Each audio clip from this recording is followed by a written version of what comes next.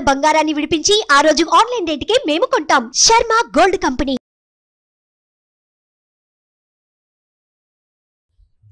ఓం శ్రీ మహాగణాధిపతయే నమః.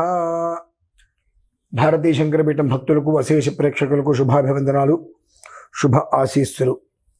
మనకు ఒక 10 రోజులలో అనగా 10వ తారీఖు అక్షయ తృతీయ. అక్షయము అనగా క్షయము లేనటువంటిది, క్షయము కానటువంటిది. ఎంతమంది వచ్చినా ఎంతకాలం వచ్చినా అందరికీ కూడా తృప్తిగా మనం పెట్టగలిగేటువంటి స్థితి ఏర్పరిచేటువంటిది అక్షయము అంటే. అది తృతీయ. మళ్ళీ 3 అంటే వృద్ధి. అన్ని రకాలుగా కూడా ఎటు నుంచి ఎటు చూసినా మనం ఆ రోజునాడు ఏదైతే చేస్తామో అది అనేక విధాలుగా వృద్ధి చెందేటువంటి అద్భుతమైనటువంటి రోజు అక్షయ తృతీయ.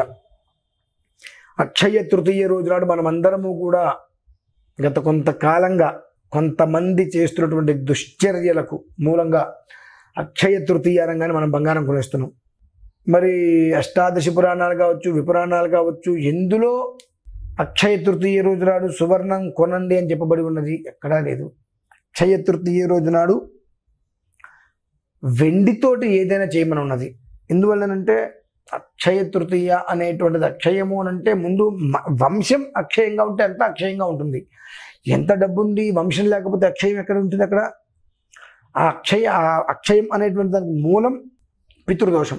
ఆ పితృదోషం అనేటువంటిది నిర్వీర్యం కావడానికి సమూలంగా అది వెళ్ళిపోయి అప్పటి నుంచి అన్ని విధాలు కూడా అక్షయం అనేటువంటిది ఆ కుటుంబానికి వీలుగా ఉండేటువంటిది అక్షయ తృతీయ మూలం. ఆ అక్షయ తృతీయ రోజు నాడు 2 ఆచరించండి ఖచ్చితంగా.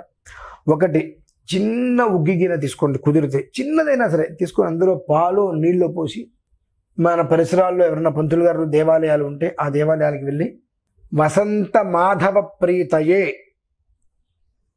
అంతే, వసంత మాధవ ప్రీతయే, లేదంటే వసంత మాధవ ప్రీతయే అని మేము అనలేమనంటే మాధవాయ నమః, వసంత మాధవాయ నమః అనుకుని ఆ పాత్రని కృష్ణ అక్షయం అంటూ వారి చేతిలో పెట్టి శుద్ధి చేసేయండి, మన గోత్రాలు మన పేర్లు చెప్పకుండా.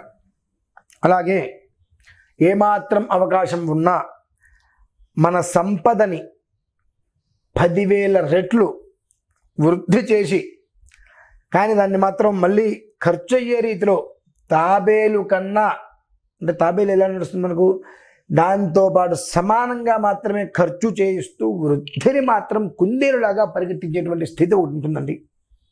అవకాశం ఉంటే మాత్రం, ఏమాత్రం అవకాశం ఉన్న ప్రతి ఒక్కరూ కూడా ఆ విధానాన్ని అనుసరించండి. మొన్న ఒకటి చేశాము, మరి మరొకసారి చేస్తున్నాము. ఇదిగోండి తాబేలు,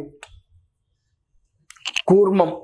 మనం అందరం కూడా అంటుంటాం, ఈ మధ్యకాలం అందరూ కూడా ఇట్లా తాబేలు ఉంగరాలు అవన్నీ కూడా పెట్టుకుంటున్నారు. దానివల్ల ఏమిటి అంటే ఏడుపులు మన జోలికి రాకుండా ఉంటాయి, నెగిటివ్ ఎనర్జీసు మన దరిదాపులకి రాకుండా ఉంటాయి.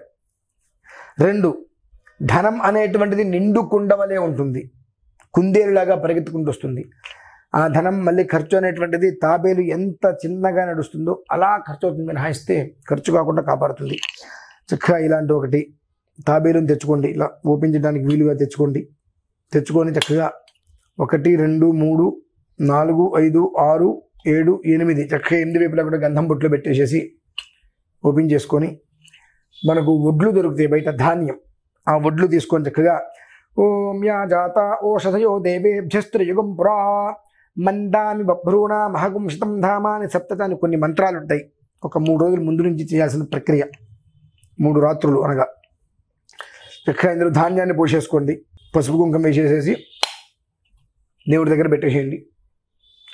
3 రోజుల ముందు నుంచి దానికి చేయవలసిన కూర్మ ప్రతిష్ఠ అంటారు. ఈ కూర్మానికి సంబంధించినటువంటి మూల మంత్రాలు ఏవైతే ఉంటాయో ఆ మూల మంత్రాలతో, కొన్ని వేద మంత్రాలతో ఈ త్రిరాత్రము కూడా, చతురాహ్నికం త్రిరాత్రం అంటే 3 రాత్రులు 4 ఉదయాలు చక్కగా అర్చన చేసుకొని 4వ రోజు నాడు అనగా అక్షయ తృతీయ ఆ రోజు నాడు చక్కగా దీని కొబ్బరికాయ కొట్టేసి నైవేద్యం అన్నీ పెట్టేసేసుకున్న తర్వాత మనం ఎప్పుడైతే ఇంట్లో వంట చేసుకుంటామో దీని కొబ్బరికాయ నివేదన, లేదంటే అరటిపండు ఉదయం పూటే పెట్టేసిన తర్వాత వంట చేసుకునేటప్పుడు బియ్యం కడిగి స్టవ్ మీద పెట్టుకున్నప్పుడు చక్కగా ఇది మూత తీసి 1, 2, 3 గింజలు వడ్ల గింజలు తీసుకొని మూత పెట్టేసి పక్కన పెట్టేసేసి ఆ ఒలిచి ఆ బియ్యం అనేటువంటిది అన్నం ఎక్కడ దగ్గర ఎసర పెడుతున్నామో కృష్ణ అక్షయమని అందులో వేసేసేయండి. అది మీరు భోజనంగా మీరు ప్రసాదంగా తీసుకుంటారు దాన్ని. తద్వారా ఇందులో మనం వేసేటువంటి ధాన్యం తరుగుతున్న కొద్దీ మన సిరి సంపదలు అలాగే పాడి పంటలు అలా వృద్ధి చెందుతూ ఉంటాయి. అదొకటి గమనించండి ఖచ్చితంగా. ఎన్నో రకాల ఆరాధనలు అన్నీ మనం చేస్తూనే ఉంటాం ఖచ్చితంగా. కానీ ఆ వృద్ధి అనేటువంటిది చూడలేకపోవడానికి కొన్ని కారణాలు ఉంటూ ఉంటాయి. కొన్ని మంత్ర ప్రయోగాలు, కొన్ని యంత్ర ప్రయోగాలు, కొన్ని తంత్ర ప్రయోగాలు ఆ విధానాన్ని అనుసరించి చేస్తూ ఉంటే అది మనల్ని కాపాడుతూ ఉంటుంది. ఒకసారి నేను చేశాక కదంటే జీవితకాలం కాపాడుతుందంటే ఒక్క పూట అన్నం తింటే సరిపోదుగా, జీవితకాలం అన్నం తింటూనే ఉండాలిగా మనం. అలా కాకపోతే ఏంటంటే సంవత్సరానికో కొంతకాలానికో ఒక్కసారి దాన్ని మనం రీఛార్జ్ అనేటువంటి చేస్తూ ఉండాలి.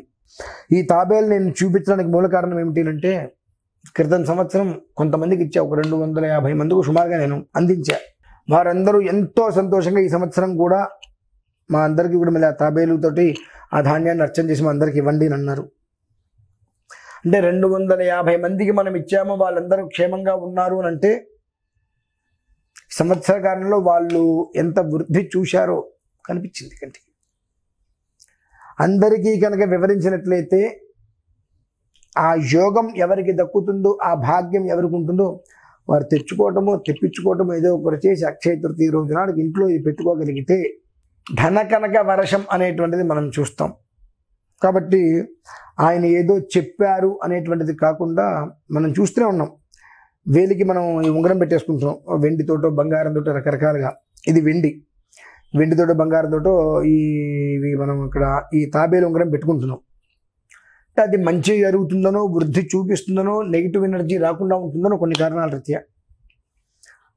అంతకు మించి కూర్మాన్నే గూఢకుల్ఫ కూర్మ పృష్ఠ అన్నట్టుగా ఈ కూర్మాన్నే మనం దగ్గర పెట్టుకున్నట్లయితే ఆ ఒక్క అద్భుత యోగం ఏ స్థితికి మనల్ని తీసుకువెళ్తుంది, ఒక సంవత్సరం నడిచే సమయంలో ఒక సంవత్సరం గడిస్తే మనం ఎంత మంచి స్థితికి వెళ్తాము అనేటువంటిది మీరు కూడా ఒకసారి అనలైజ్ చేసుకోండి.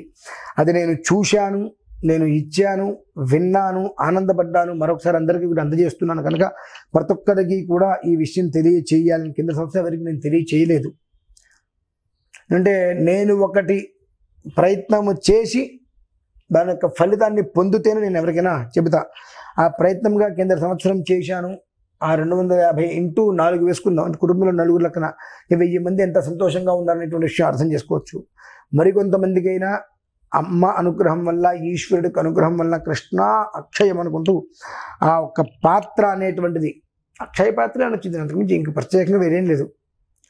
ఆ ఒక్క పాత్ర అనేటువంటి ప్రతి ఇంటికి వచ్చి ఆ కుటుంబం అనేటువంటిది క్షయం అనేటువంటిది లేకుండా నిరంతరము కూడా అక్షయంగా ఉండాలని కోరుకుంటూ ప్రతి ఒక్కరు కూడా అర్థం చేసుకొని ఆచరించి సుఖంగా ఉండాలని కోరుకుంటూ సెలవు తీసుకుంటాడు. ఓం శ్రీ మహాగణాధిపతి నమో నమః. స్వస్తి.